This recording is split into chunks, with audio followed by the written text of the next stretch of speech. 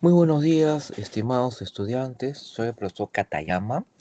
Solamente por el día de hoy estoy reemplazando al profesor Casquier. Por eso yo aparezco como tutor y como payano, pero en realidad mi nombre es Roberto Katayama, sino que habida cuenta que no soy el profesor de ustedes, aparezco con el nombre del tutor. Bien, pero no se preocupen, yo no soy la señora Payano, soy el profesor Katayama solamente por hoy día, ¿ya? El profesor Casquier ha tenido una dificultad y no ha podido asistir a clases para que no se vean afectados. Obviamente la PRE siempre soluciona los problemas. Bien, para comenzar la clase, a veces puede haber pues problemas, puede haber dificultades, ¿no? De conectividad. Entonces les voy a mandar el link, ¿ya? Les voy a mandar el link de eh, el Canvas que he hecho para la ocasión, ¿correcto? Entonces ahorita les mando por acá, a ver dónde está, ahí está el chat, ya, acá viene ya, link al Canvas de la sesión, ¿ya? Entonces sería bueno que lo bajaran, cosa que si por algún motivo u otro fallara la sesión, o sea, no se me ve muy bien, etcétera, ustedes pueden seguir la exposición por ese lado. Bien, entonces ahora sí, vamos a compartir pantalla. Estamos compartiendo pantalla. Bien, como les decía, mi nombre es Roberto Katayama y voy a tener a cargo la clase de hoy día de ustedes de habilidad verbal, ¿no? En realidad yo tengo otras secciones de habilidad verbal, pero no con ustedes. Lo de hoy día ha sido un reemplazo, nada más. Bien, entonces, hoy día estamos continuando con la clase pasada. La clase pasada se vieron los fundamentos de la comprensión lectora, parte uno. ¿Ok? Hoy día vamos a ver los fundamentos de la comprensión lectora, parte 2. ¿Correcto? Bien, entonces ya hecha esta aclaración, fundamentos de la comprensión lectora, parte 2, vamos a pasar entonces a ver. Hoy día vamos a ver la intención comunicativa y el contexto. ¿Qué es la intención comunicativa y qué es el contexto de comunicación? Ambos temas sumamente importantes para tener una comprensión eh, lectora apropiada, adecuada. ¿Ok? Bien, entonces, a ver, primero, tenemos el emisor, el mensaje y el receptor. Estos son los tres componentes básicos. Y dentro del mensaje tenemos el medio y tenemos una interferencia que se llama ruido. Ya vamos a explicar brevemente en qué consiste cada uno. El emisor es quien emite el mensaje. En esta comunicación que en estos momentos llevamos a cabo, ¿no? Una comunicación sincrónica a través de la internet. En estos momentos yo soy quien habla, quien explica el tema, yo soy el emisor. ¿Ok? Entonces, para que ustedes entiendan lo que yo les quiero decir, yo tengo que escoger las palabras adecuadas, un apoyo audiovisual apropiado, que es el que ustedes ven en pantalla, acorde también con las fechas, con las temáticas, con la temporada navideña, etcétera. Entonces, digamos que el emisor es quien emite el mensaje y es quien encodifica el mensaje en un sentido. ¿Qué es encodificar el mensaje? Es empaquetarlo, darle un orden, darle una lógica, para que exprese lo mejor que yo quiero dar a entender, ¿correcto? Y luego yo lo emito o lo doy a conocer. Ejemplo, hace frío y la ventana está abierta. Luisa está más cerca a la ventana que yo. Me da flojera cerrarla, prefiero que lo haga ella. Además, yo estoy más lejos de la ventana. Entonces, en este contexto yo digo, ah, ya, le voy a dar una indicación. Si Luisa es, digamos, subordinada mía, sería una orden, pero si es un igual a mí, entonces sería pues un pedido, un favor, una sugerencia, ¿no? Muy bien. Entonces yo voy a encodificar y voy a emitir un mensaje, ¿ya? Ese es el segundo componente, el mensaje. El mensaje es lo que yo como emisor doy a conocer, es el mensaje que difundo. ¿Qué cosa yo le quiero dar a conocer a Luisa? ¿Qué cosa es lo que yo quiero que Luisa haga? Entonces yo le digo, Luisa, por favor, cierra la ventana. Tengo mucho frío. ¿Ok? Ese es mi mensaje. Ahora bien, ¿a través de qué medio lo hago? Si yo lo hago hablando, el medio es la voz y es el aire a través del cual se transmite la voz.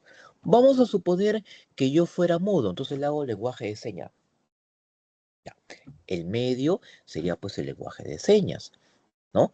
O supongamos que Luisa es sorda, entonces de repente yo le escribo en un papel, ¿no? Así de lejos para que lo mire. Ya. Pero ¿qué pasa? A veces hay lo que se llama ruido. El ruido es la interferencia. Puede ser una interferencia física. Por ejemplo, ustedes que estudian presencialmente en la sede de Jesús María se habrán dado cuenta que la municipalidad está reparando pistas y veredas. Y también al costado hay una construcción de un nuevo edificio. Entonces hay ruido, hay bulla. Y a veces lo que el profesor explica no se entiende bien por esa interferencia sonora.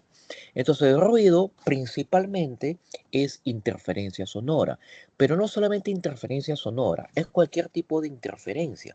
Por ejemplo, puede ser también una interferencia de tipo cultural. Un ejemplo, ustedes saben que Perú ganó pues el Mundial de Chicharrones, ¿no? Ustedes saben que perdón, el Mundial de Desayunos con el chicharrón. Ustedes saben que el chicharrón es chancho frito, pues. Pero también ustedes saben que los judíos y los musulmanes consideran que el cerdo, el chancho, es un animal impuro y que por lo tanto no se debe comer, ¿no? Incluso los primeros cristianos tampoco comían chancho, ¿ah?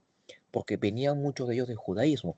Hasta que, como ustedes saben, y eso está en la Biblia, eh, Cristo, después de muerto y resucitado, se le apareció una visión a Pedro y Pedro vio entonces cerdos y moluscos, que son animales impuros para los judíos, y Cristo le dijo, Pedro, levántate, mata y come. Y Pedro dijo, no, Señor, porque son animales impuros. Y Cristo le dijo, lo que yo he dicho que es puro, desde ahora es puro. Por eso que los cristianos, que inicialmente seguían la tradición judía de no comer cerdos ni mariscos por considerarlos impuros, a partir de este suceso los consideran animales puros y los comen. Pero los judíos y los musulmanes no comen ni cerdo ni marisco, sobre todo cerdo. Mariscos a veces hacen excepciones, pero definitivamente cerdo no. Entonces, tú no puedes hacer una publicidad gastronómica del Perú para que los turistas vengan al Perú, en un país como Israel y en un país como Arabia Saudita, y poner entre una de las razones que Perú ganó el Mundial de Desayunos con el chicharrón, porque eso sería ofensivo para ellos. Habría un ruido, pero en este caso este ruido sería una interferencia de tipo cultural, religiosa. ¿Correcto? Entonces el ruido principalmente es una interferencia de tipo física, ruido, bulla, ¿no? Pero también puede ser cultural, puede ser religiosa, ¿no? Es lo que se llama disonancia muchas veces, ¿ya? Un momentito. Ya. Y el tercer elemento es el receptor. El receptor es quien recibe el mensaje. Es el sujeto o los sujetos a quienes va dirigido el mensaje. El sujeto debe decodificar el mensaje y decodificarlo en el sentido apropiado del término, ¿no? Para que una comunicación sea exitosa, hay que decodificarlo bien. Vamos a suponer en el ejemplo que Pedro le dice a Luisa, Luisa, ¿puedes cerrar la puerta? Y Luisa dice, sí, sí puedo, y no hace nada. Obviamente Luisa decodificó mal. Pedro no le estaba preguntando a Luisa si ella podía o no cerrar la puerta literalmente. Lo que le decía era que por favor cerrara la puerta. Pero lo que pasa es que como se lo hacía como pregunta, Luisa, ¿puede cerrar la puerta? Luisa lo entendió, lo decodificó en el sentido de si ella estaba capacitada para cerrar la puerta. Y por eso le dice, sí, sí puedo cerrar la puerta, pero nunca se para a cerrarla. ¿Ok? Entonces, el emisor es quien encodifica y emite un mensaje en un sentido. Ese mensaje viaja a través del medio en el cual puede haber ruido o puede haber interferencia. Salvando el ruido de la interferencia, ese mensaje codificado llega al receptor. El receptor lo debe decodificar y lo debe entender. Para que haya una buena comunicación, tanto el emisor como el receptor deben entender el mensaje en el mismo sentido. Si el emisor lo dice en un sentido y el receptor lo entiende en otro, ahí tenemos un problema de mala comunicación, como en este último caso, ¿no? Pedro emite un mensaje. Luisa, ¿puedes cerrar la puerta? La intención de Pedro es que Luisa cierre la puerta. Luisa recibe el mensaje de Pedro. Puedes cerrar la puerta y Luisa lo entiende en el sentido de si ella está capacitada para cerrar la puerta. Entonces Luisa dice, sí, sí, Pedro, sí la puedo cerrar. Pero no la cierra porque ella lo entendió en un sentido diferente a cómo Pedro encodificó el mensaje. Bien, entonces, sobre este punto de acá, hasta este punto, chicos, dejo de compartir el Canvas. ¿Tienen alguna pregunta, alguna duda, algo que no hayan entendido hasta acá? ¿Seguro? ¿Todo claro? Bien, entonces vamos a pasar a examinar los tres componentes fundamentales que ya he sintetizado, ¿ok? Bien, vamos a ver entonces. Nuevamente, compartimos pantalla. Bien, estamos compartiendo pantalla.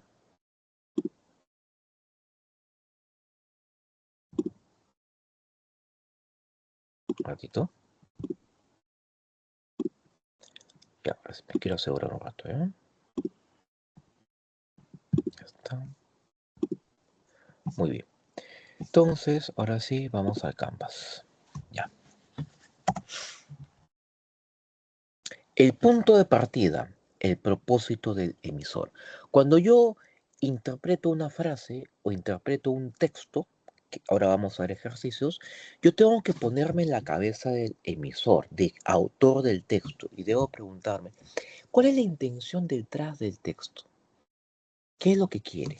Entonces, todo acto de comunicación nace de una voluntad o intención comunicativa. ¿Ok? Si yo no quiero comunicar nada, no digo nada, pues me quedo callado. En cambio, si yo quiero comunicar algo, entonces escribo, gesticulo, hablo, qué sé yo. Entonces, para que haya comunicación, en un primer inicio, tiene que haber una voluntad de comunicación. Esta voluntad o intención es el objetivo que tiene el emisor a construir su mensaje. ¿Qué es lo que busca el emisor al emitir su mensaje? Describir algo, persuadir, criticar, ¿qué es lo que quiere? Dependiendo de lo que el emisor busque, la intención puede variar. Puede ser informar, mañana es Navidad. Puede ser persuadir, deberías comprar este panetón. Puede ser ordenar, lleva el pavo al horno ahora. Puede ser expresar emociones. Qué alegría de verte en Navidad. Entonces, es diferente decir mañana es Navidad que decir te espero en casa mañana en Navidad. Estás invitado.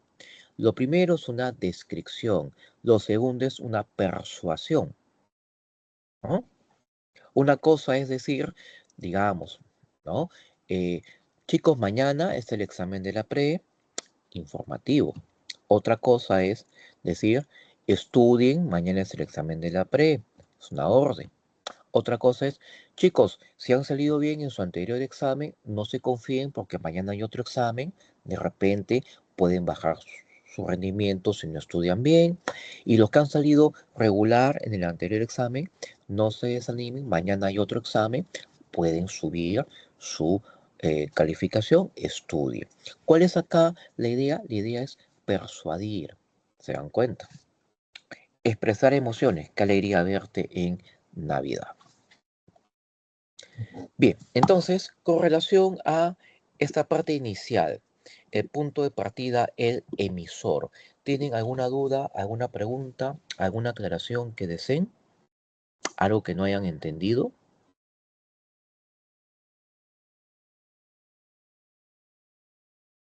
Muy bien, entonces vamos a compartir nuevamente la pantalla y vamos a ir a ver el segundo componente. Bien. El segundo componente es el receptor. El receptor tiene que tener un rol activo, tiene que poder deducir, inferir la intención del emisor. En el caso de ustedes, en comprensión lectora, la intención del autor del texto. Un punto clave del texto es que la intención no es propiedad exclusiva de quien habla o de quien escribe. El receptor no es un cubo vacío que recibe información, sino que realiza un trabajo intelectual. Es decir, ustedes cuando leen un texto no son simplemente un cubo vacío en el cual entran las letras. Cuando escuchan un discurso no son simplemente una caja de resonancia donde llegan las ondas sonoras. No, nosotros somos sujetos activos. Tenemos que pensar, ¿para qué? Para en primer lugar comprender lo que se nos está comunicando. Y en segundo lugar, en base a lo que hemos comprendido, analizarlo críticamente para finalmente tomar una opinión o postura al respecto. ¿Estoy de acuerdo con el autor? ¿Por qué? ¿No estoy de acuerdo con el autor? ¿Por qué? Estoy en duda, necesito más información, voy a investigar, ¿qué debo investigar? ¿Ok? Un punto clave del texto es que la intención no es propiedad exclusiva de quien habla o de quien escribe. El receptor no es un cubo vacío que recibe información, sino que realiza un trabajo intelectual. Ustedes como receptores, todos nosotros como receptores, yo también, hacemos un trabajo intelectual. Primero tenemos que intuir, segundo deducir y tercero presuponer. ¿Qué intuimos? Tenemos que captar pistas sutiles antes que el mensaje termine. Y debemos entonces deducir. Por ejemplo, si alguien dice, hace calor aquí, y mira una ventana que está cerrada y mira a Juanito que está pegado a la ventana, en realidad lo que ha querido decir la persona es, Juanito, por favor, abre la ventana que hace calor, ¿no? O, digamos, vamos a un lugar donde hay aire acondicionado, pero resulta que no lo han prendido y hace un calor infernal. Entonces uno dice, oye, ¿y por qué no han prendido el acondicionado? Lo que está diciendo es, prendan el acondicionado porque estamos que nos derretimos, acá esto está peor que sauna, ¿cierto? Y también tenemos que presuponer, usamos nuestra experiencia previa para interpretar el tono o la urgencia. Ya nosotros no hemos leído pues uno o dos textos, hemos leído miles de textos, entonces sabemos más o menos cuál es la intención del texto. A una persona que la conocemos de toda la vida, sabemos cuál es su intención cuando nos habla, nos dice algo, etcétera. Incluso por los gestos, por la cara, eh, sabemos cuando, digamos, son un poquito irónicos y cuando dicen las cosas como son, ¿verdad? Entonces nosotros como receptores debemos tener un rol activo. Bien, no sé si hay una pregunta, alguna duda, chicos, con relación a este segundo componente, con el receptor y su rol activo en la comprensión lectora, algo que no hayan comprendido. ¿Seguro? Muy bien. Entonces, seguimos avanzando y nuevamente vamos a compartir el Canvas especialmente hecho para la ocasión.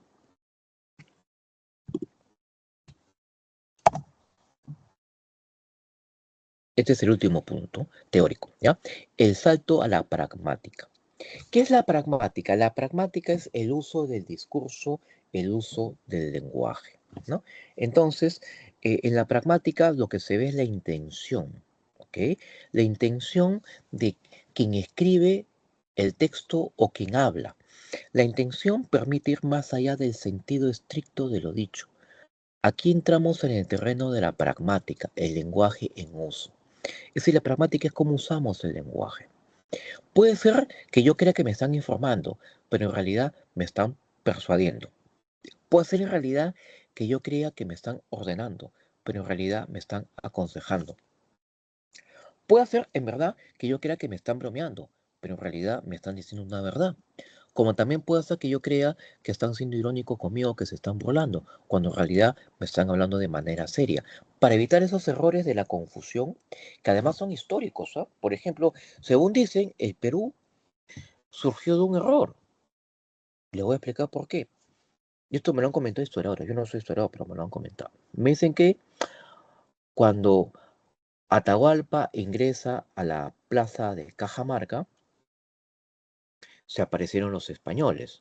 Pero adelante de Francisco Pizarro y los demás conquistadores iba el cura Valverde con un muchacho llamado Felipillo. Felipillo había sido capturado por los españoles en una balsa que comerciaba entre el Imperio Incaico y los Chicchas que quedaban en Panamá. Ya los españoles habían conquistado los Chicchas, ya estaban en Panamá, entonces, y los incas no se habían enterado todavía en ese momento, capturaron la balsa, y en esa balsa se encontraba Felipillo, que en esa época tenía unos 10, 12 años, ¿no?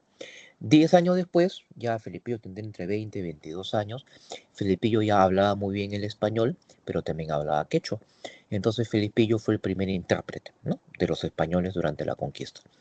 Entonces llega pues Valverde a la plaza de Cajamarca, se adelanta Pizarro a todos los conquistadores con Felipillo, y Valverde, como era cura, lo que a él le interesaba no era pues conquistar el Perú, lo que a él le interesaba era conquistar las almas, es decir, que el Inca autorizara que se predicara el Evangelio. Entonces Valverde llega con su libro, pues su Biblia, ¿no? Esa Biblia medieval, pero esas así grandes, ¿no? Y entonces le dice al Inca, a Atahualpa, aquí está la palabra de Dios, ¿no? Y Felipillo lo traduce, pues dice, acá el señor cura, dice, bueno, el señor sacerdote, dice que acá está la palabra de su Dios. Ya, los incas tenían escritura, pero sabemos que era una escritura mnemotécnica a través de nudos, de colores, llamados quipos. No tenían una escritura alfabética con libro. Entonces, como Valverde, traducido por Felipillo, le dice, aquí está la palabra de Dios, Atahualpa pensó que esa cosa hablaba, pues, se la llevó al oído, dice. Como no escuchó nada, lo tiró al piso diciendo que estaba malogrado. Valverde lo interpretó en el sentido de que Atahualpa rechazaba la prédica del cristianismo y entonces ordenó el ataque. Entonces, por eso se dice que el Perú nace de una confusión comunicativa, ¿no? Ahí falló la pragmática. Lo que te tenía que haber dicho es que los españoles, o sea, Pelifillo tendría que haber interpretado, pues, ¿no? Los españoles tienen un tipo de escritura que se llama escritura alfabética en libros y pergaminos. Lo que le va a dar el señor sacerdote es una escritura de ese tipo, y aquí está escrito quién es su Dios y lo que su Dios dice para que usted lo revise, ¿no? Si no entiende algo, me pregunta. Así tiene que haber sido la comunicación, pero no literalmente decir, aquí está la palabra de Dios. Atahualpa pensó porque esa cosa hablaba, como no dijo nada, lo tiró, pues, ¿no? Entonces, factor, contexto. Un fuego en un campamento es una orden para cocinar. No, chicos, ya está el fuego, ya hay que hacer la parrilla, pues, ¿no? Estamos en la playa por Año Nuevo de repente, ¿no? O en el campo. En cambio, si estamos en un cine y yo grito fuego, hay incendio, pues, ¿no? Porque no se hacen fogatas, pues, en el cine. Yo me la pico, pues, ¿cierto? Me escapo, ¿cierto? Son cosas diferentes, ¿eh? Ok, énfasis. No es lo mismo decir, tú vas a ir, a decir, ay, vas a ir. A ver, vamos a suponer, ya, estamos en una reunión de amigos y alguien dice, ya chicos, vamos al cine. Ya. Pero hay uno que es espeso, pues que siempre habla durante toda la película, que se llama Pugberto. Entonces, Pugberto es espeso, habla en las películas, se interrumpe, a mitad de la película se le ocurre salir a comprar canchitas, hace que todo el mundo se pare, y encima le gusta sentarse al medio, sé que frega para un lado, frega para otro lado. Entonces, nadie lo pasa a Pugberto, pues. Entonces, por eso dice, yo me apunto, yo también voy. Entonces la gente dice, ¿qué, vas a ir?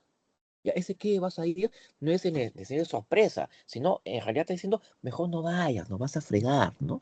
Pero claro, lo hacen como preguntas. Entonces, ¿cuál es el énfasis? Acá el énfasis es que la idea no es vas a ir, la idea es mejor no vayas, no vas a fregar. ¿Se dan cuenta? Igual, la gestualidad. Si alguien te hace una crítica, te lo hace serio, puede ser chocante. Pero si alguien te hace una crítica, pero te hace como medio sonriendo, medio risueño, tú hasta puedes pensar que es un consejo amistoso o que es una bromita, ¿cierto? Y te puede parecer menos chocante. La intención comunicativa, entonces, ¿no? ¿Qué es la intención comunicativa? Es un puente invisible en que lo que el emisor quiere y lo que el receptor interpreta, ¿ya? Esta parte es importante, ¿ya? Miren, miren, miren. Vamos a resaltar acá, ¿ya? La, la intención... Uy, uy, se fue acá. Se fue. Este era. Sí, a ver un ratito, ¿ya? Vamos a salir del canvas y lo vamos a aprender de nuevo, ¿ya? Si algo lo prendo, ya no hay problema. No se preocupe, ¿ya? Entonces nos vamos acá a nuestra última diapo. Ya está. Listo. Entonces ahora sí, Vamos a usar el resaltador. Muy bien.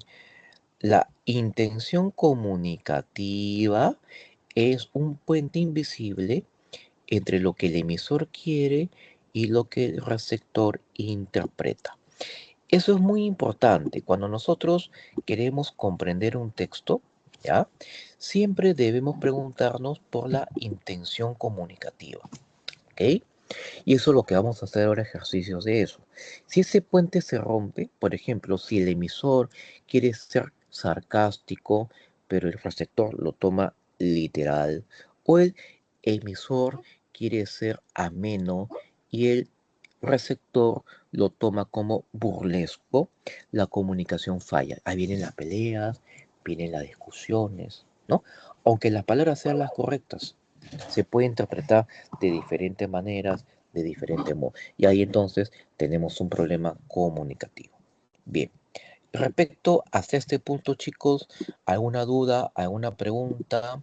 Ya para terminar con esta parte teórica, que siempre es un poco tediosa, pero necesaria, antes de pasar a la parte aplicativa o práctica. ¿Sí? ¿Ninguna duda? ¿Ninguna pregunta? Bien, entonces vamos a pasar a ver nuestro material. ¿Ya?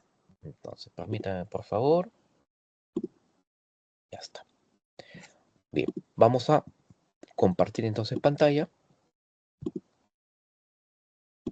Estamos compartiendo pantalla, ¿ya? Y pasamos a nuestro material. Muy bien, tenemos acá entonces.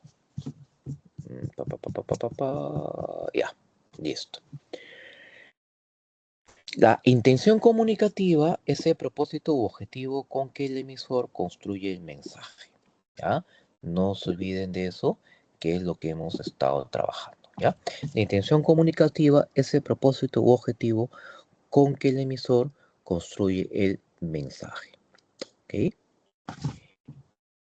Esto permite que la interacción comunicativa no se limite en sentido estricto de lo dicho, sino que abarque también diversos aspectos pragmáticos de la comunicación, ¿no? Son aspectos que hemos también tratado y que acabamos de ver. Muy bien, entonces, a ver, tenemos acá como actividad inicial, ¿ya? Tenemos el siguiente texto. Lo leo yo, lo voy a explicar, luego le doy unos minutos para que ustedes piensen la respuesta, y luego conversamos, luego dialogamos.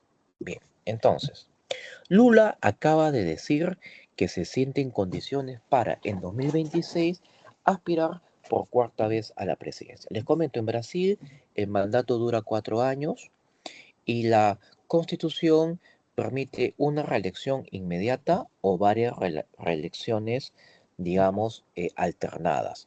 Lula fue presidente 2 veces, luego lo sucedió su vicepresidenta, que fue Dilma Rousseff. Ella fue censurada por el Congreso, el cual convocó elecciones, las ganó Jair Bolsonaro. Bolsonaro trató de reelegirse, compitió contra Lula, Lula ganó, Bolsonaro intentó un golpe de Estado, perdió, ahora está preso y Lula quiere ahora reelegirse. Sería su cuarto periodo en caso que lograra su reelección. ¿Ok? El mandatario de Brasil, que ha gobernado 10 años y 8 meses de manera discontinua, necesita otra década para lograr que su país se convierta en lo que hasta ahora ha sido una tímida potencia atada atada a la figura del líder del Partido de los Trabajadores. El caso de Lula nos recuerda que dejar el poder resulta más difícil que llegar a él, y eso que Lula tuvo que hacer política durante 3 décadas, desde la sociedad civil hasta que finalmente ganó la presidencia después de intentar llegar a ella 4 veces, sin contar que estuvo en la cárcel cuando era sindicalista y se oponía a la dictadura, 1964-1985. Pero desde que llegó a Planalto, sede del gobierno, ha construido una figura que hoy, más que política, parece mitológica.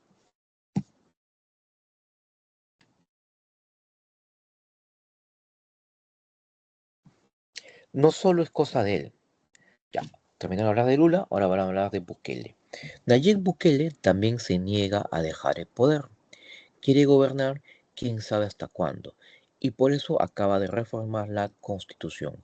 Igual que el brasileño, Bukele es de esos que se creen imprescindibles, así la ley prohíbe la reelección indefinida. Hace poco hemos conocido que a Gustavo Petro también le gustaría volver a la presidencia de Colombia, aunque se ha negado a decirlo de manera pública. Pero su gente en los mítines suele gritar, reelección, reelección. Como no puede ser reelegido el próximo año, quiere convocar una asamblea constituyente, que es en definitiva una apuesta para cambiar las reglas de la reelección. Sí, quiere volver en 2030.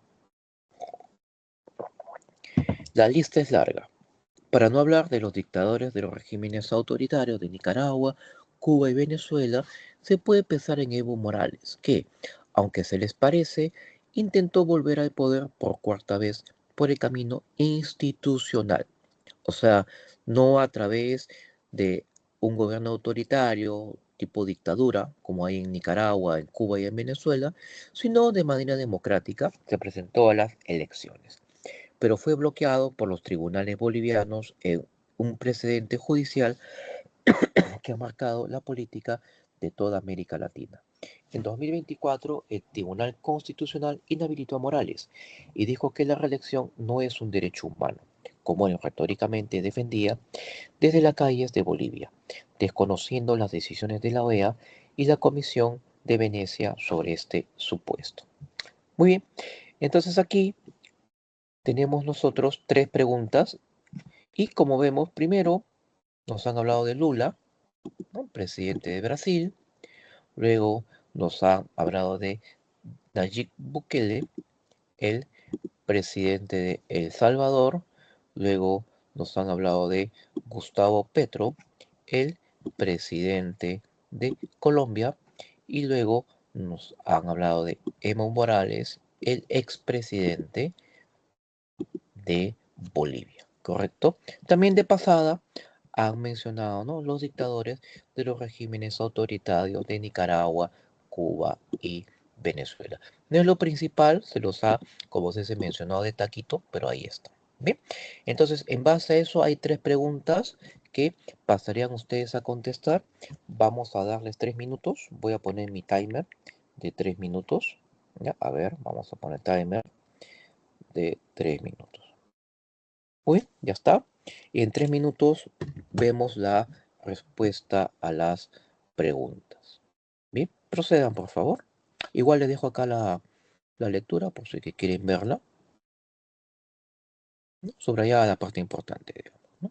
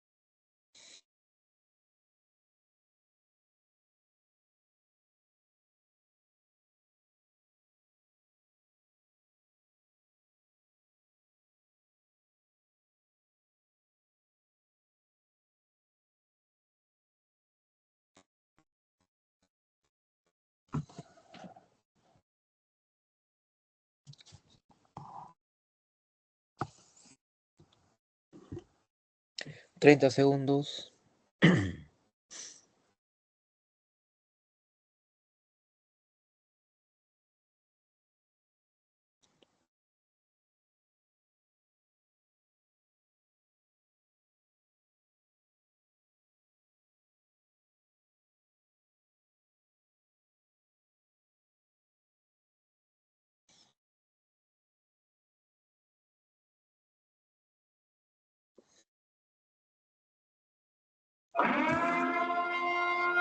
Muy bien. A ver, chicos. Primero, a ver, oportunidad. Bien. ¿Alguien desea darnos las claves de la uno, la 2 y la 3 para ver si está bien? ¿O la doy yo de frente? A ver, esperamos un ratito, si alguien se anima. ¿Qué pasó? Nadie se anima. Bueno, ya, no hay problema. No hay problema. De paso que practicaban para el examen de mañana. Pero bueno, está bien. No, no hay problema. Yo les puedo dar respuesta. Bien. También se las voy a explicar, obviamente. Bien. Vamos a compartir nuestra pantalla. Estamos compartiendo la pantalla. Y ahora sí, vamos a ver el texto. Ya. Primera pregunta dice. La intención comunicativa del autor del texto es, a ver, ¿qué es lo que nos quiere dar a entender el autor del texto? ¿Especular sobre la posibilidad de que Evo Morales vuelva a ser mandatario? No, ya se sabe que no puede. ¿Describir el deseo de poder de los gobernantes de Sudamérica y El Salvador? Podría ser, podría ser. ¿Exponer la atracción por el poder en algunos mandatarios latinoamericanos? Es más precisa, porque no se menciona a todos. ¿Describir el gobierno de facto de Bukele? No, se menciona de taquito. Además, él no ha llegado de facto tras un golpe de Estado, sino democráticamente. Exponer las estrategias políticas de un mandato para no dejar el poder tampoco. Así que la más apropiada sería la C. Vamos a ver qué nos dice. Sí, es la letra C.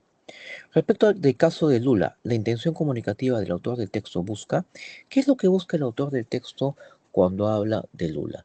¿Compararlo con los mandatarios autoritarios de toda América Latina? No. ¿Explicar cómo llegó al poder gracias a sus firmes luchas sociales? Tampoco.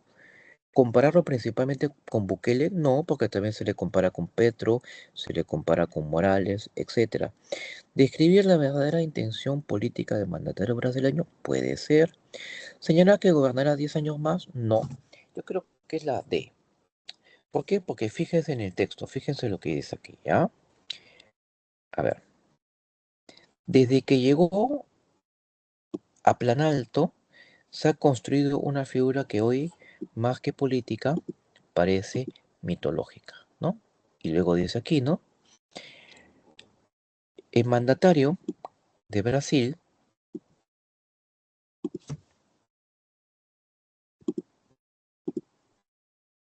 ¿no?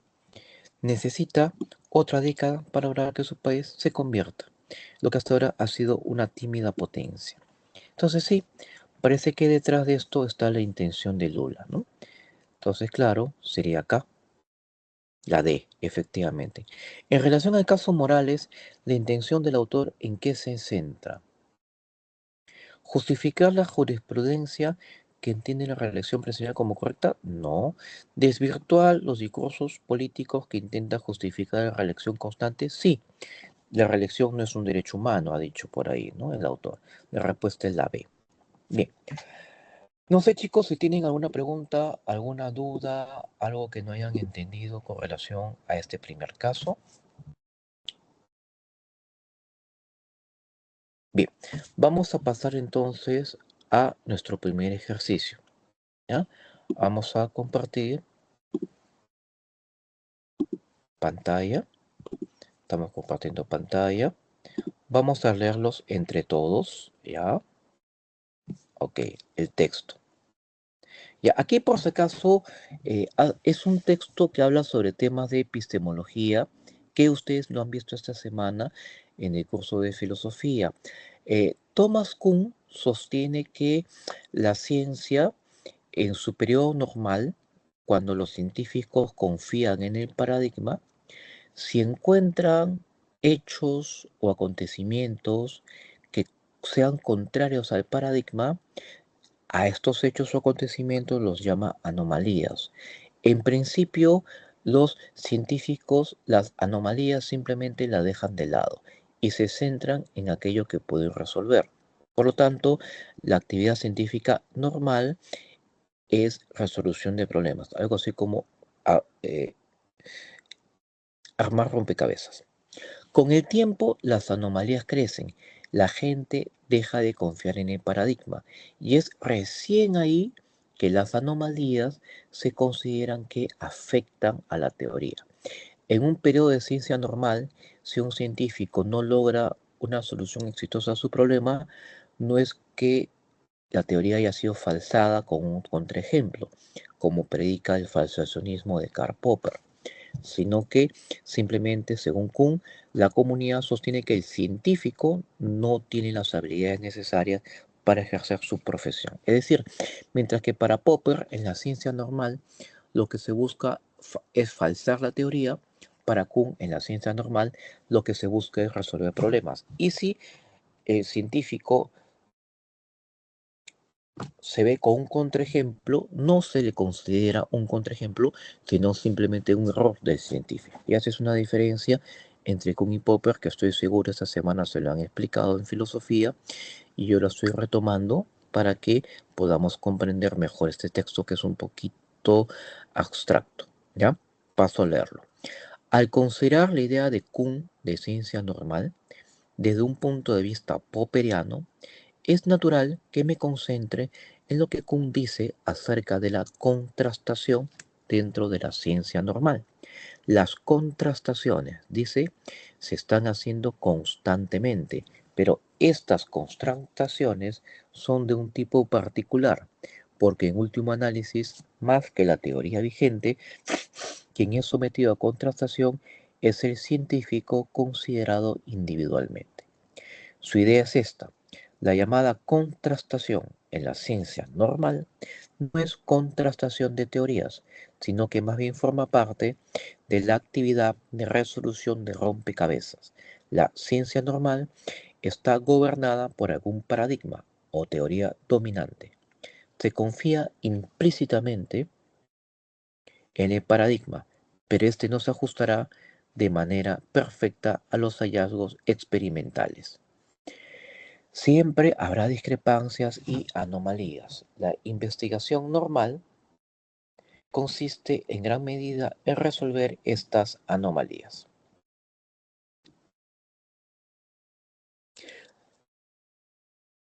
haciendo los oportunos ajustes que dejen intacto el paradigma. Entonces, a diferencia de Popper, para quien los contraejemplos refutaban la teoría científica, para Kuhn eso no sucede en el periodo de ciencia normal. En el periodo de ciencia normal, si se encuentran contraejemplos, es un error del científico. El paradigma se considera como la garantía de la existencia de una solución y a todo rompecabezas o dilema engendrado por las discrepancias entre el paradigma y las observaciones. De aquí que, aunque las contrastaciones realizadas dentro de la ciencia normal puedan parecer contrastaciones de la teoría vigente, si se ven a través de gafas popperianas, son en realidad contrastaciones de otra cosa, esto es, de la habilidad que el experimentador tiene la resolución de rompecabezas. Claro, para Popper, una anomalía es un contraejemplo que refuta la teoría, muestra que la teoría es falsa.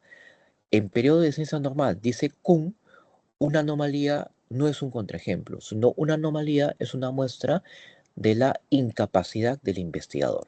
¿Por qué? Porque los científicos no consideran que la teoría o paradigma esté equivocada, sino en todo caso que el investigador tiene carencias que le impiden tratar ese paradigma o esa teoría.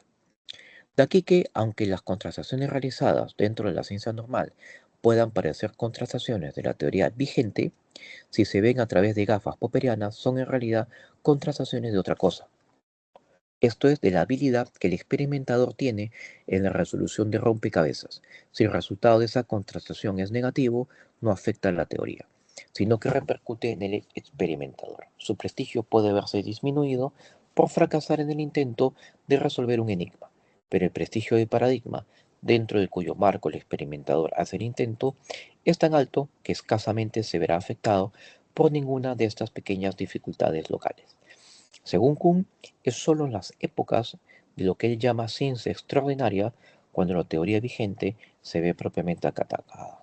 Es entonces cuando puede ocurrir algo parecido a una genuina contrastación de teorías. Entonces el resultado negativo de una contrastación puede considerarse no como el fracaso personal del experimentador, sino como el fracaso de la teoría. En palabras de Kuhn, lo que previamente había sido un fracaso personal puede llegar entonces a ser considerado como el fracaso de la teoría que está bajo contrastación. Ya, acá vienen 5 preguntas. Por un tema de numeración correlativa, como la anterior lectura tenía 3 preguntas, a partir de acá la han considerado pregunta 4, 5, 6, 7 y 8, ¿ya? Pero son 5 preguntas independientes a la anterior lectura. Entonces, como son 5 preguntas, les voy a dar 5 minutos, estimados estudiantes, para intentar la solución. Ya, voy a poner acá mi timer, 5 minutos. Igual, si tuvieran preguntas o dudas, me hablan por el micro, me escriben por el chat y yo con gusto les contesto. Caso contrario, pasen por favor a resolver el texto. Bien, dejo de compartir un rato y entonces atento al chat o a las preguntas que tuvieran. Bien, muchas gracias. Procedan, por favor.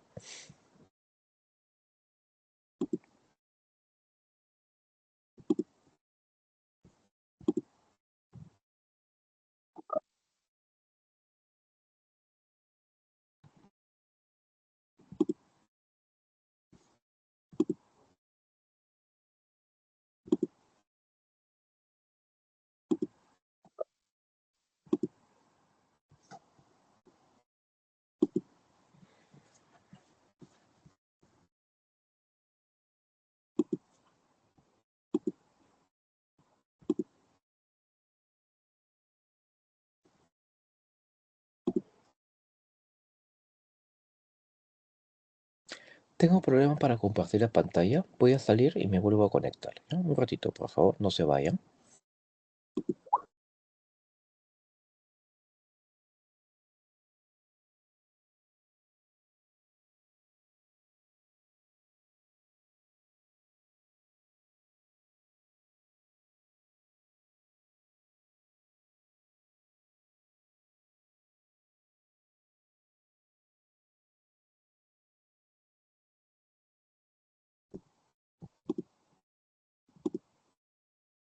Bien, ya estamos de vuelta. Por si acaso voy a compartir pantalla donde está la lectura, ¿no? Pero igual la lectura la tienen ustedes, así que no hay problema. Bien, les quedan 3 minutos. Prosigan, por favor.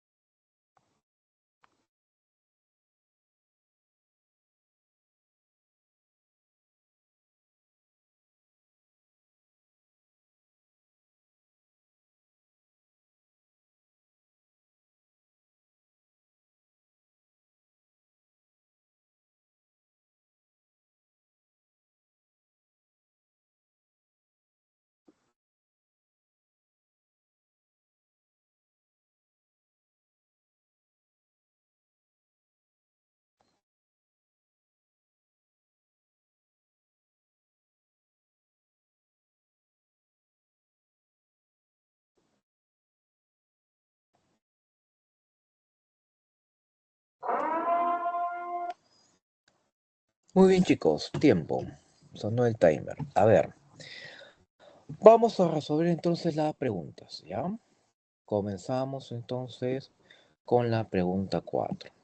La intención principal del autor del texto es explicar el concepto de ciencia normal de Kuhn y los efectos de su contrastación. Él dice que durante el periodo de ciencia normal no existe contrastación, simplemente existe resolución de puzzles o rompecabezas. La verdadera contrastación en sentido popperiano solamente se da cuando se desconfía del paradigma y esto es en el periodo de ciencia extraordinaria. La respuesta es la A. 5. En el texto vocablo rompecabezas alude a una cuestión científica, temas científicos. Ya, la respuesta es la C. 6. En relación con el rol de la contrastación, ¿con qué es incompatible? ¿No? Es incompatible con D. Es decir, siempre somete un análisis riguroso al modelo científico normal. Según Kuhn, ningún científico en ciencia normal quiere poner a prueba la teoría, como creía Popper. Simplemente quiere resolver problemas aplicando la teoría. O sea, es incompatible, es contrario a Kuhn, la D. ¿Ok? 7. Se infiere que para Popper, ojo, para Popper, ¿cuál es el motivo o el motor que guía la investigación científica? Según Popper, el motivo o motor que guía la investigación científica sería la letra B. Es decir, según Popper, a diferencia de Kuhn, durante la ciencia normal, el investigador quiere contrastar la teoría con los hechos, mientras que para Kuhn simplemente quiere resolver problemas. ¿Ya? Entonces sería la letra B. Finalmente, 8. En términos de Kuhn, si la contrastación arrojara el fracaso de una de las propuestas de la teoría de la evolución, sería negativo para el prestigio de los científicos particulares. En periodo de ciencia normal, según Kuhn, si un contraejemplo supuestamente falsea la teoría, no se acepta que la teoría es falsa, porque los científicos creen ciegamente en ella. Más bien se pensaría que los científicos que han hecho la contrastación han fallado en el proceso de contrastación. Bien, te dejo de compartir. Bien. Relación a estas lecturas, estimados alumnos, ¿tienen alguna duda, alguna pregunta, algo que no hayan entendido hasta acá? Correcto. Entonces vamos a pasar al siguiente punto. ¿Ya? Seguro, ¿no? No hay ningún problema. Ya, muy bien. Entonces pasamos a la siguiente lectura. Bien, ya estamos acá. Estamos compartiendo pantalla. Pantalla compartida. Y pasamos a la siguiente lectura. Ya, la siguiente lectura es una lectura de esas que llamamos lecturas mixtas. ¿Ya? Tiene un texto con data. Y como hay data estadística, hay un gráfico que apoya la data.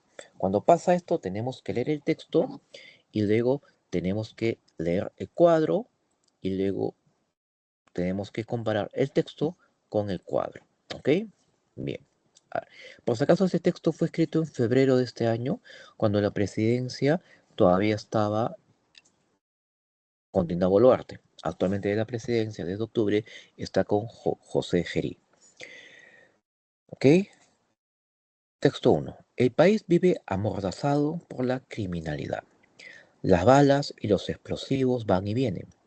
Los crímenes son parte del día a día de este Perú desprotegido, cuyo gobierno, en estado de negación y sin saber qué hacer desde el primer día de su gestión, ha resignado a sus ciudadanos a la inseguridad absoluta, mientras el país parece acostumbrarse a convivir a la fuerza con el sicariato y la extorsión que avanzan a paso firme con las leyes que aprueba el Congreso.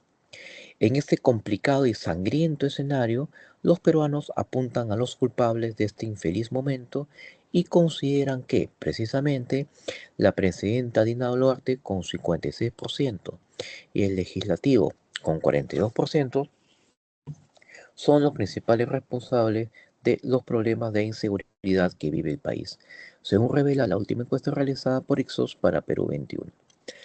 También son referidos como responsables de la inseguridad la Policía Nacional, 37%, los fiscales 32%, el Ministerio del Interior que lidera Juan José Santibáñez 29%, los jueces 29% y los alcaldes 19%.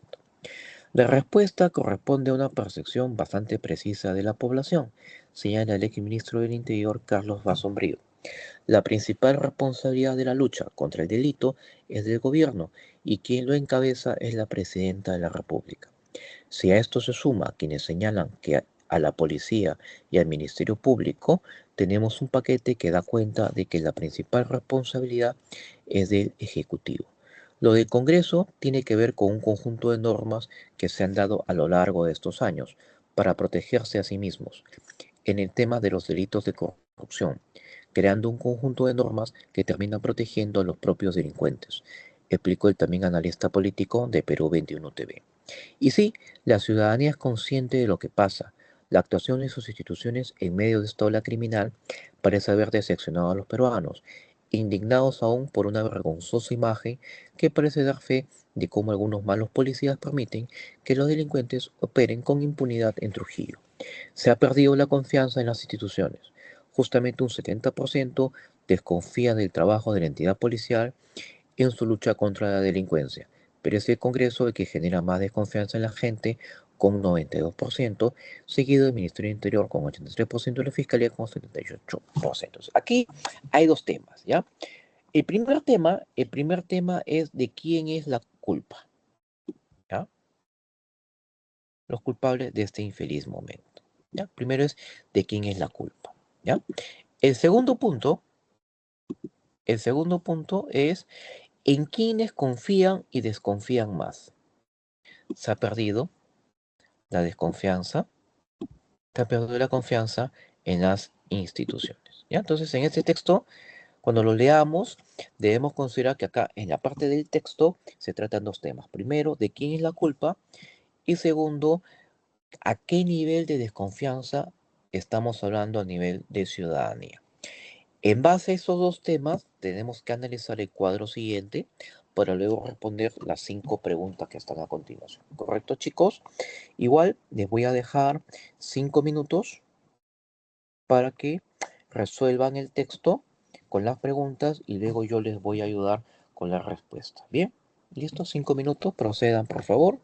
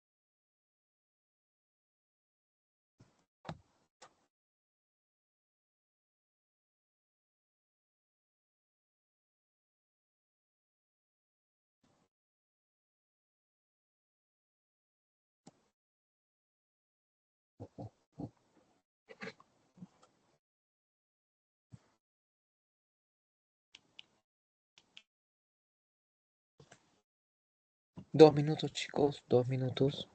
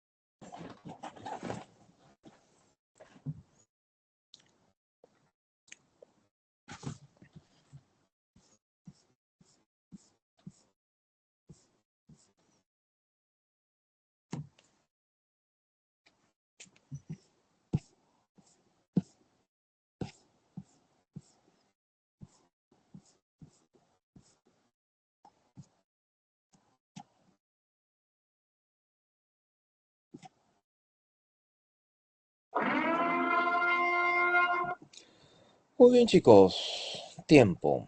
A ver, ¿alguien se anima con la solución? ¿Nadie? ¿Ni una pregunta? Bueno, la vamos a comentar entonces. Igual, si no entienden algo, con confianza me dicen nada más. Muy bien. Ya estamos compartiendo la pantalla. A ver, primera pregunta dice, ¿cuál es el tema cardinal del texto? Ya lo hemos visto acá, ¿no? ¿Quién es el culpable? ¿No? Entonces, la respuesta es la A. Las percepciones sobre la culpabilidad de la delincuencia en el Perú, ¿no? A ver, la pregunta 2. La pregunta 2. En el texto, el término sangriento connota, a ver, dice aquí, incluso está con negrita, ¿no? En este contexto complicado y sangriento, es decir, peligroso, ¿no? Sangriento es peligroso. Entonces, a ver, muy bien. Peligroso, ¿eh? Sobre las opiniones presentes en la infografía, se infiere que la mayoría de peruanos ha generado odio en la actualidad. No, la infografía no habla sobre odio. A ver, ¿a una pequeña parte de peruanos no les interesa el tema? No. ¿No se responsabiliza a Dina Boluarte, pero sea el gobierno? Sí. Se responsabiliza del gobierno ¿por qué? Porque la Policía Nacional depende del gobierno. El Ministerio del Interior depende del gobierno. El sistema penitenciario depende del gobierno. El Poder Judicial no, es independiente. La Fiscalía tampoco, es independiente. El Congreso tampoco, es independiente. Las municipalidades tampoco, es independiente. Pero la policía, el sistema penitenciario y el Ministerio del Interior sí dependen del gobierno. Entonces, digamos, no se menciona a Boluarte, pero sí se menciona al gobierno. ¿Ok? C, de casa. 4. Resulta incompatible, o sea, es contrario a lo que dice el texto. ¿La mala percepción sobre el Congreso se debe a las leyes que ha promulgado? Sí, es cierto. ¿Los jueces y fiscales también son señalados como culpables de la criminalidad? Sí. Algunos cumplen directamente a Dina Boluarte, mientras que otros a la policía. Sí, aquí está. en el texto e infografía, ¿no? Acá, por ejemplo, si ustedes ven, el texto dice la presidenta Dina Boluarte con 56%. ¿Se dan cuenta? Y acá dice responsables de la inseguridad, la Policía Nacional, 37%, ¿no? Muy bien. Entonces, también es compatible. ¿Qué es incompatible? Las opiniones de los peruanos no tienen una en realidad. No, esto sí es incompatible. Obviamente hay problemas de sicariato, hay problemas de extorsión, hay problemas de asesinato. Por lo tanto, es incompatible con el texto la de dado. Si el Congreso no tuviera la directriz de protegerse contra los delitos de corrupción, claro, ¿qué ha pasado? Dice lo siguiente, ¿eh? Acá, miren lo que dicen, ¿no?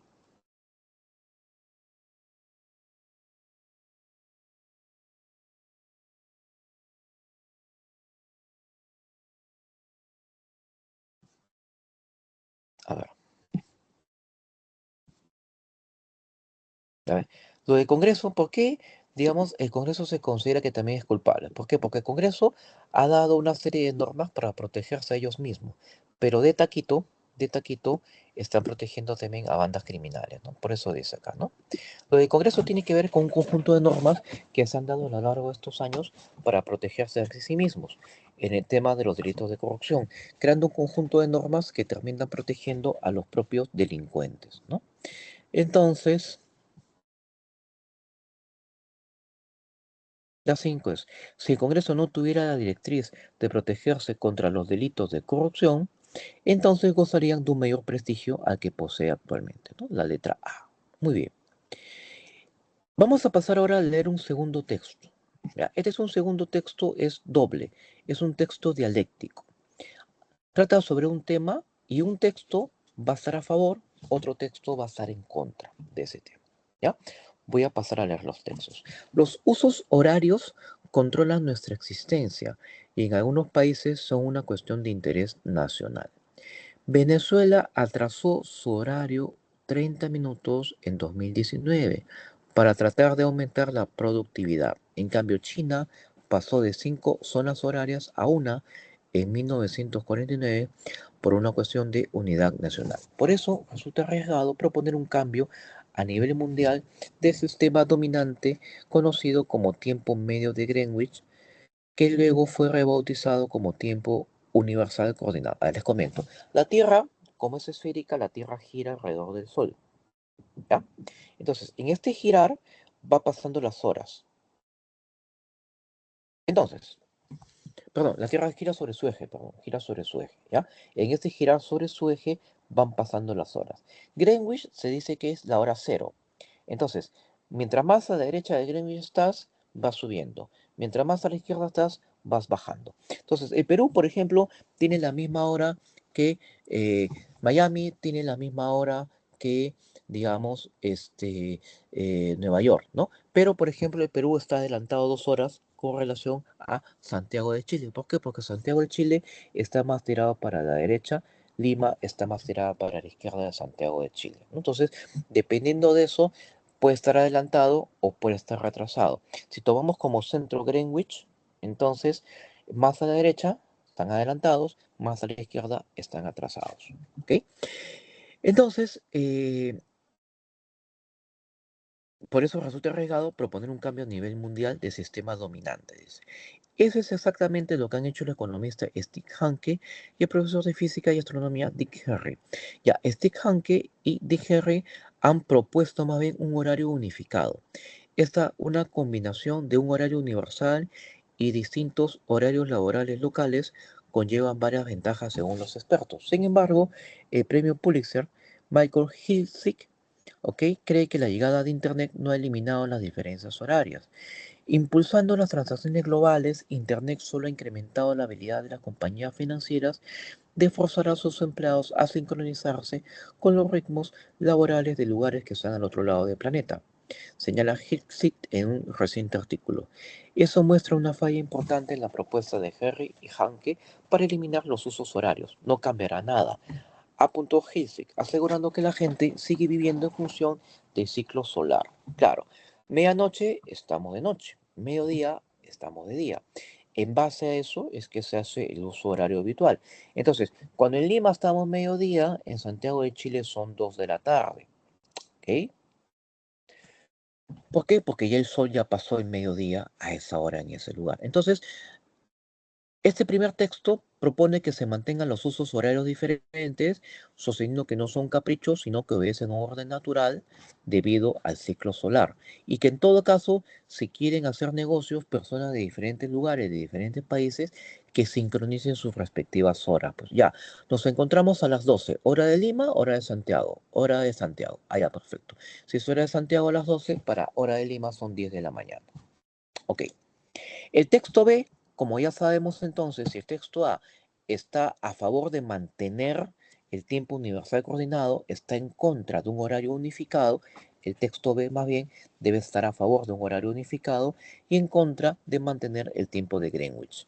Actualmente existen en el mundo 24 usos horarios, es decir, 24 horas distintas en todo el planeta, una por cada hora del día, lo que para muchos expertos es un exceso absurdo.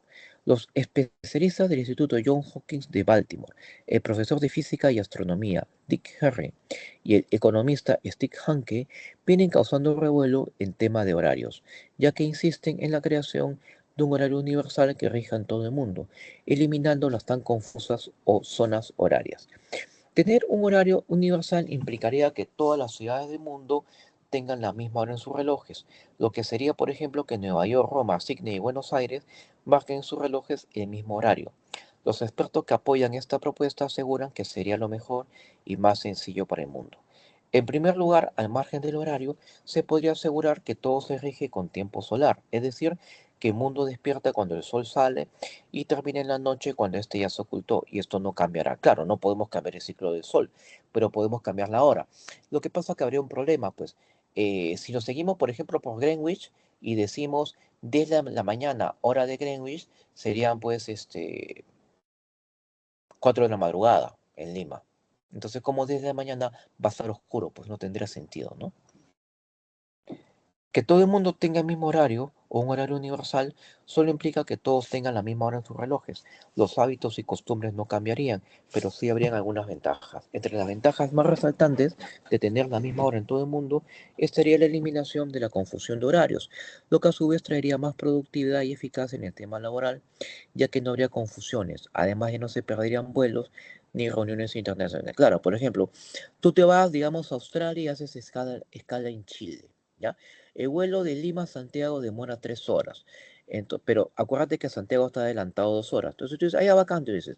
eh, mi vuelo de Santiago de Chile para Australia sale 8 de la noche. ¿Ya? ¿Ok?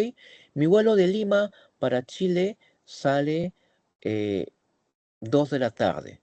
Como son 3 horas, entonces yo llego a las 5, tengo todavía 3 horas hasta las 8. Pero tú no te das cuenta que el vuelo que sale de Santiago ya no está con hora de Lima, está con hora de Santiago.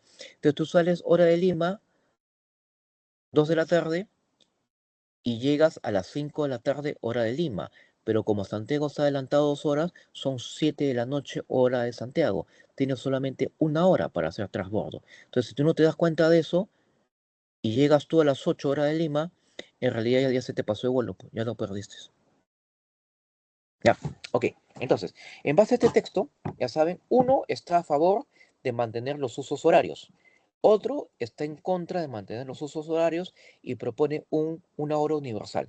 Los dos respetan el tiempo solar porque obviamente no podemos cambiar el sol, pero sí dice que hay que tener un horario unificado. Entonces, en base a esto, por favor, van a responder las siguientes 5 preguntas, ¿ya? Les voy a dar, como siempre, 5 minutos, 1 minuto por pregunta, ya está corriendo el timer, esperamos los 5 minutos y luego continuamos. Muchas gracias.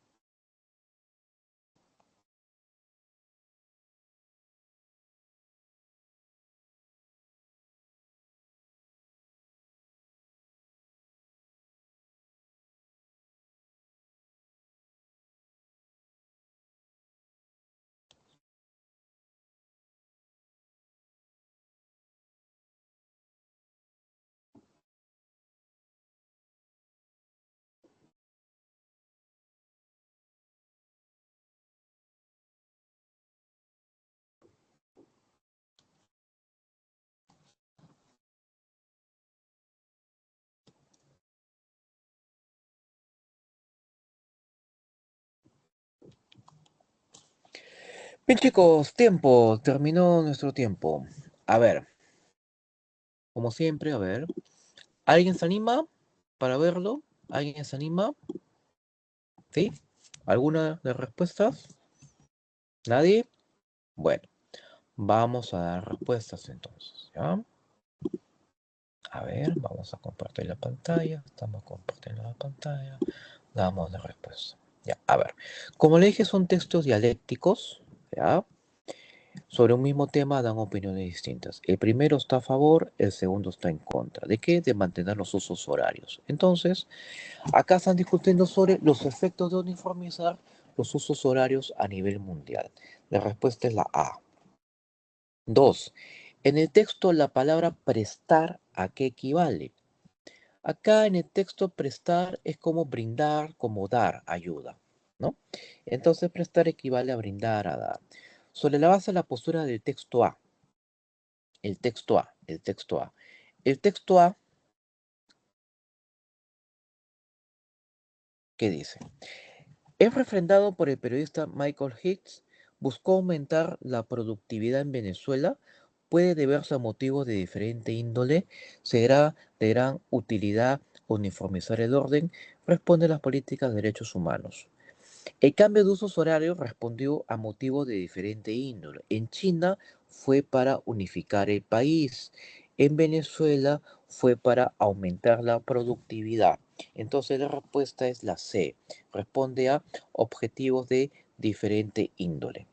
La pregunta 4. ¿Cuál de las siguientes afirmaciones corresponde a un argumento con la posición del texto B? El texto B dice, respetemos el tiempo solar, bueno, queda otra, tampoco podemos cambiar al sol, pero que los usos horarios se unifiquen en uno solo, ¿no? Entonces, ¿cuál sería? Dice, a ver, vamos al texto mismo, ¿ya? Vamos al texto mismo. ¿Qué dice? ¿Qué dice en el texto B? Entre las ventajas más resaltantes de tener la misma hora en todo el mundo estaría la eliminación de la confusión de horarios, lo que a su vez traería más productividad y eficacia en el tema laboral. Es decir, es netamente económico. Entonces, el 4 sería la C. Ostentar un único horario traería mayor productividad y eficiencia, ¿no? Acá lo dice, ¿no? Más productividad y eficacia en el tema laboral. Muy bien. La pregunta 5. Si se demostrara fehacientemente que las personas, independientemente del horario, se valen de la posición del sol en el lugar donde se encuentren para realizar sus actividades, entonces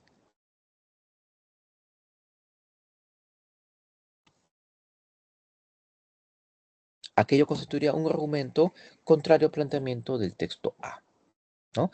En el texto A, si bien se defiende que son diferentes horarios, también hay opiniones polémicas. Bien, respecto entonces a este texto de acá, ¿tienen alguna duda, alguna pregunta, estimados estudiantes? ¿Algo que no hayan entendido?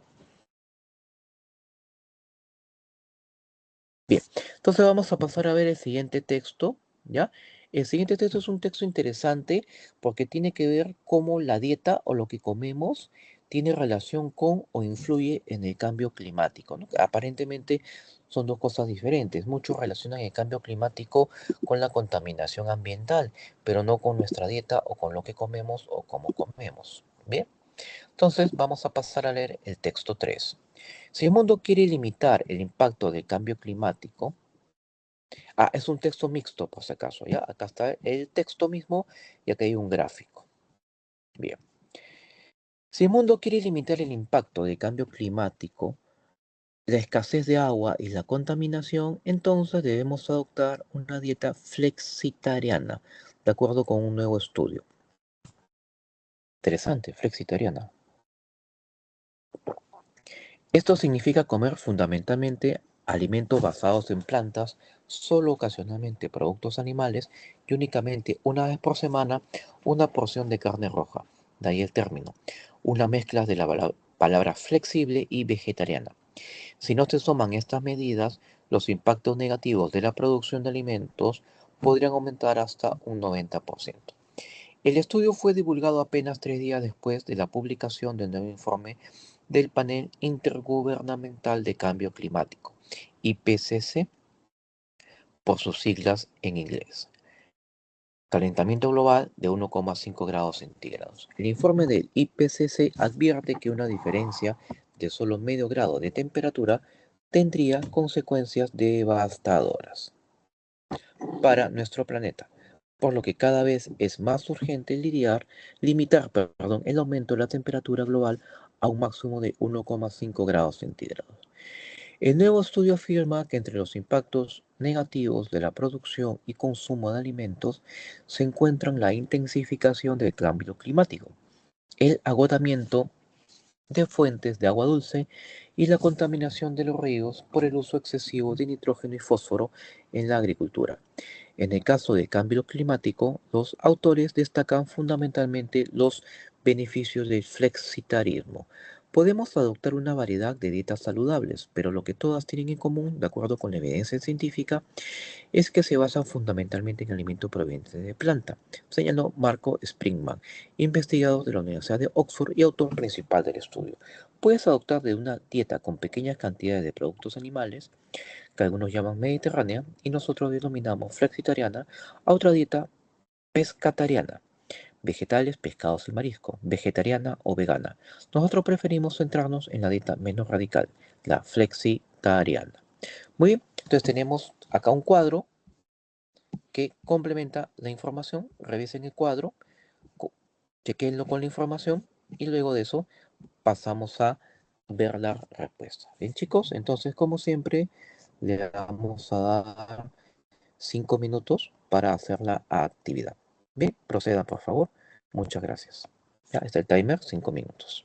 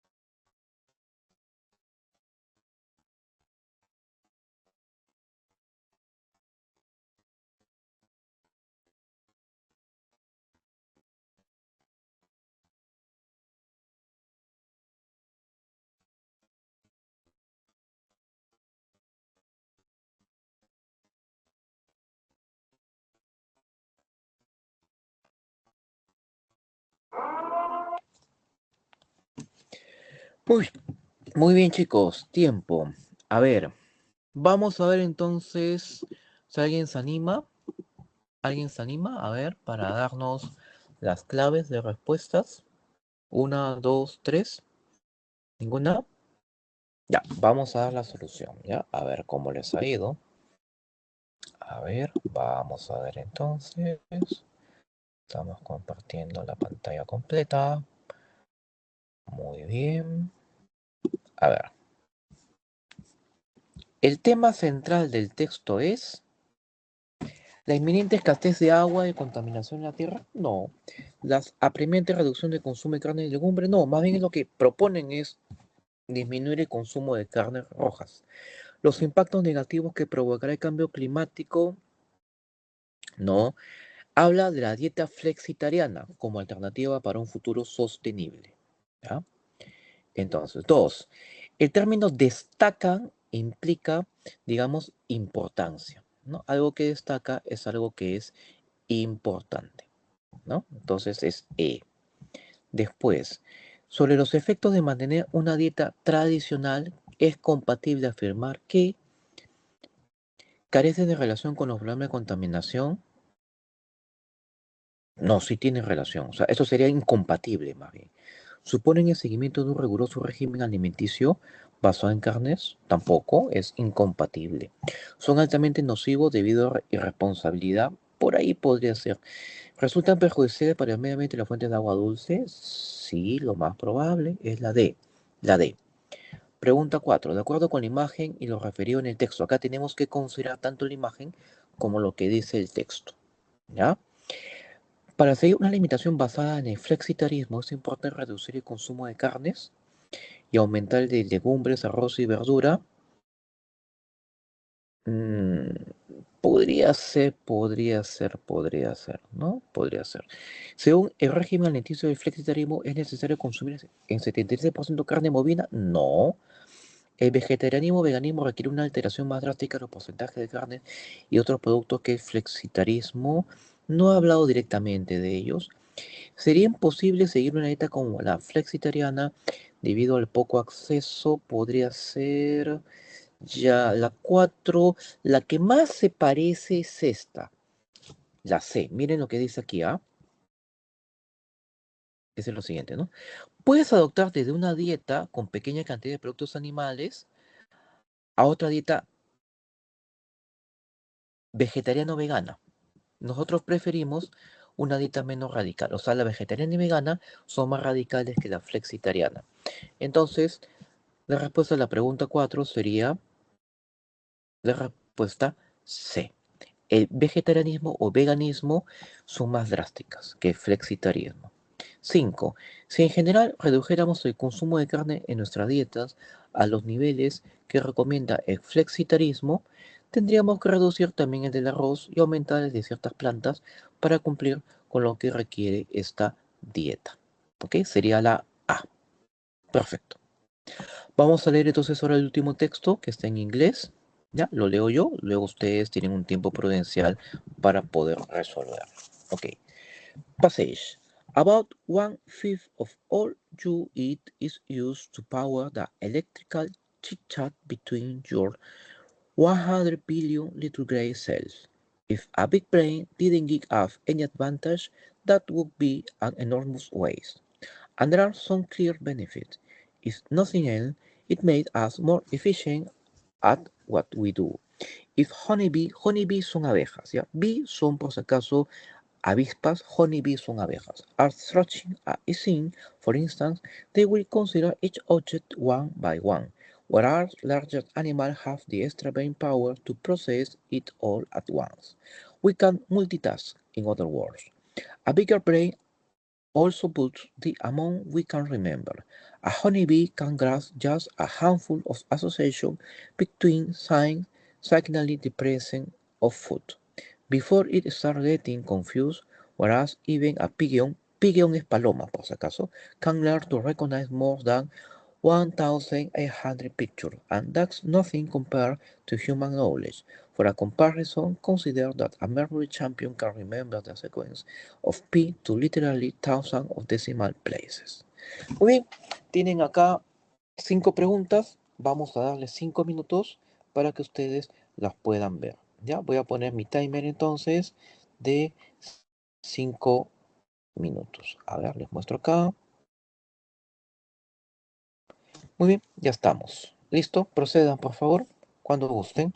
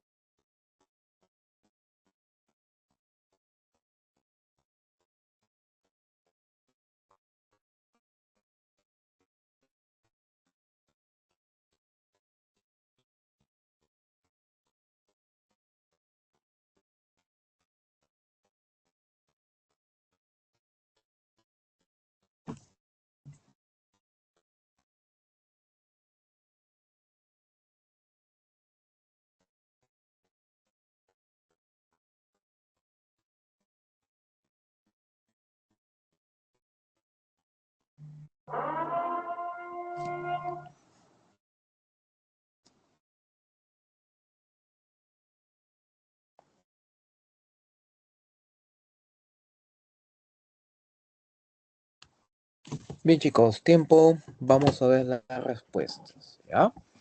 A ver, nos dice, mainly the passage is about, o sea, mayoritariamente el texto es sobre, a ver, the human capacity of explaining to process information, the brain ability of different species, including the human, the extra brain power of larger animal and multitasking, the amount of food necessary to maintain a big brain, the cell involving the processing of brain information. Sobre todo hacen un estudio sobre el cerebro humano y lo comparan con el de las palomas y de las abejas. Así que la respuesta es la human capacity of its brain to process information. La capacidad del cerebro humano para procesar información, ¿no? Y eso se ve sobre todo en la parte final, ¿no? Ustedes se han dado cuenta acá. Miren, por ejemplo. Aquí dice, ¿no? A ver. For a comparison, consider that a memory champion can remember the second of pi to literally thousands of decimal places. ¿Ok? Mientras que la abeja puede recordar unos pocos lugares, la paloma 1800, el ser humano miles. Miles. ¿Ok? Muy bien. Ya. The phrase a handful of implies. A handful of se refiere una poca cantidad de, ¿no? Una mano de, ¿no? Dame una mano de limones, ¿no? Give me a handful of lemons, por ejemplo. Es una cantidad pequeña, ¿no? Lo que sale, lo que se puede arrancar, ¿no? Entonces, scarcity, ¿no? Es escasez, poco, ¿no? Let there be, ¿ok? From that sentence, even a pigeon can learn to recognize more than 1,800 pictures. We can infer that pigeons, o sea, las palomas, are the only animal in the world able to use their brains, can utilize information almost similar to human beings,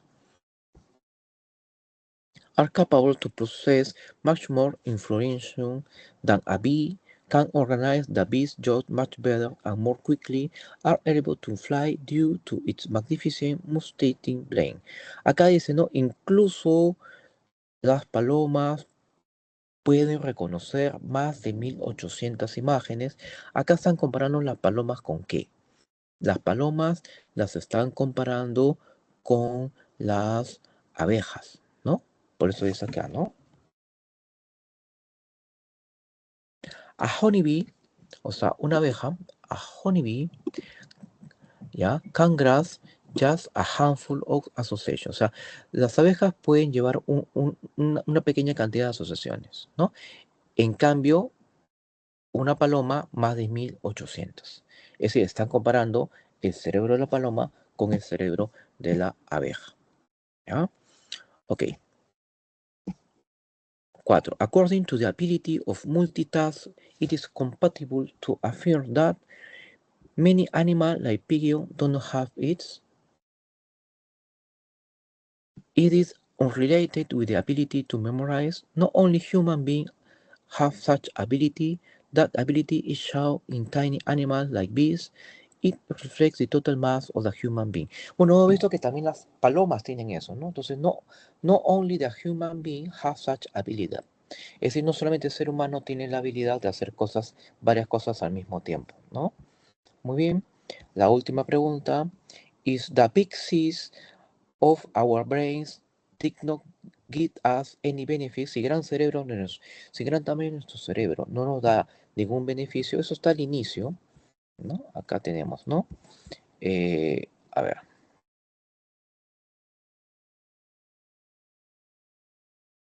If a big brain didn't give up any advantage, that would be an enormous waste. Sería un enorme desperdicio. Entonces aquí la respuesta 5 sería esta, pues, ¿no?